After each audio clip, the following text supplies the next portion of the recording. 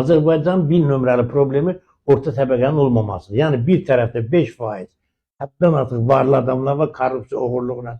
Yəni bir tərəfdə də 95% kasıb adam var.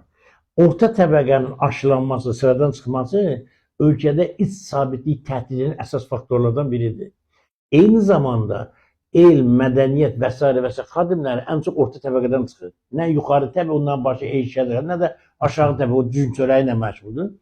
Azərbaycanda biz orta təbəqənin genişləndirilməsi istiqamətində siyasət aparmırıq. Gəlin baxaq dövlət büdcəsinə görək, Azərbaycanda orta təbəqə nə qədərdir? Yəni orta əmək haqqı alan nə qədər adam orta əmək haqqı alır? 1200 manat deyirlər. Yox, 950. Nə qədər adam? Hə, heç çox az. Ay sağ ol. Məsələn, koronavirus vaxtı İlham Əliyev özü etiraf edir. Deyirdi ki, Azərbaycanda işsiz yoxdur. Nə olur ki, 1 milyon adam işsiz çıxır ortalığa. Kim çağırdı, nə deməkdir?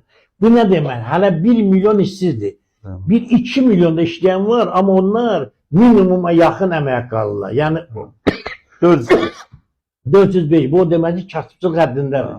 Bəs orta təbəqə hardadır? Yoxdur.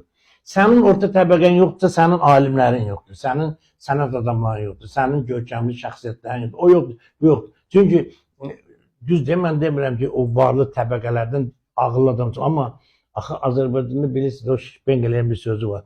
Pul hansı qaydada qazanırsa, o qaydada xərclənir.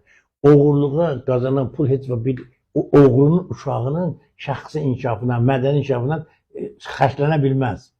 Zaten o ailədə də gördüyüm uşaqlar nə gündədir, nə işlənməlidir. Deməli, biz əgər ölkənin milli yaradıcı qüvvəsini, hərəkətçi qüvvəsini inkişaf etdirmək istəyirsə, orta təbəqə ilə bağlı siyasət aparmaq. İndi sual verirəm, belə bir siyasət varmı? Dövlət büdcəsində belə bir vəzifə varmı ki, hər il Azərbaycanda 3000, 5000 tutaq ki, kiçik bizneslə məşğul olan adamlar hazırlanmalıdır. Dövlət ona tutaq ki, pul ayırmalıdır, onları himayə altına almalıdır.